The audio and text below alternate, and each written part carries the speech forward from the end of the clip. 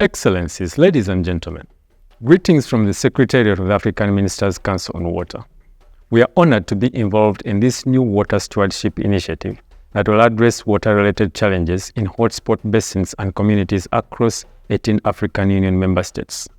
Our work is guided by the Africa Water Vision of an Africa where there is an equitable and sustainable use and management of water resources for poverty alleviation, socio-economic development, regional cooperation, and environment. Member states' reported progress against the targets of commitments, including the SDGs, indicates that we are off track to actualize the vision. In particular, the rate of growth in services provision is outstripped by rapid population growth and urbanization, and exacerbated by the impacts of climate change and climate variability. To put this into perspective, Africa's population is expected to reach 1.6 billion people by 2030. In terms of the potential market for business, that is promising. Beyond that though, the implication is that at the very minimum, food production must increase by 50% to feed that growing population. Juxtaposed with our aspirations for modern economies and social progress, we are looking at a requirement of a tenfold increase in water just for energy production. Incommensurate public funding and investment to the sector have been identified as fundamental factors underlying the fast-fading aspiration of actualizing the Africa Water Vision by 2025. The need to inject new approaches into our efforts to accelerate progress to achieve our water and sanitation goals cannot therefore be overemphasized. Innovative financing mechanisms and improvements in management arrangements, economic incentives, and budgetary allocations are required to adjust to that reality. Lasting solutions to deliver transformative change, eradicate poverty, and eliminate hunger must tackle the governance and institutional capacity constraints underlying water insecurity. Of particular importance is the need to attract investments to this water sector that match Africa's development ambitions. The private sector is all too aware of the business risk that water insecurity presents. So too is its yet to be fully tapped potential for collective action to guarantee business continuity and ensure shared prosperity. This new water stewardship initiative by the Coca-Cola Africa system and partners responds to that reality.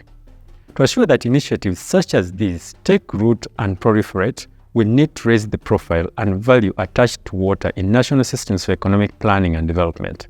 We must make the principles of valuing water the backbone of the action framework for the Africa Water Vision and Policy beyond 2025.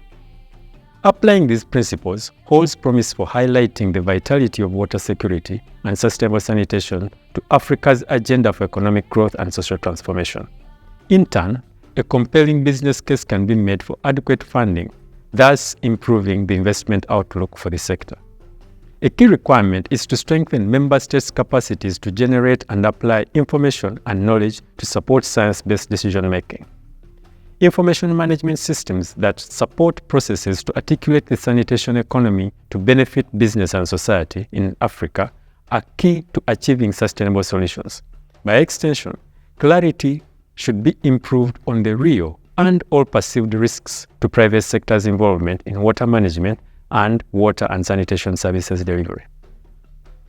Efforts are currently underway to formulate an Africa Water Vision and Policy that responds to these challenges and provides a strategic framework towards inclusive and climate-resilient water security on the continent.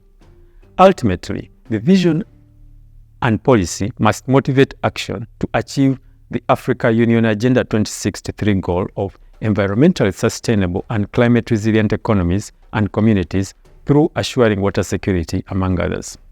We invite the private sector and the partners here present to actively engage and contribute to the formulation of the post-2025 vision and policy.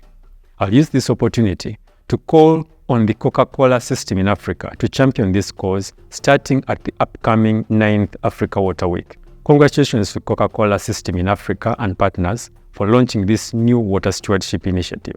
We look forward to partnering in its implementation in pursuit of our common objective to ensure availability and sustainable management of water and sanitation for all.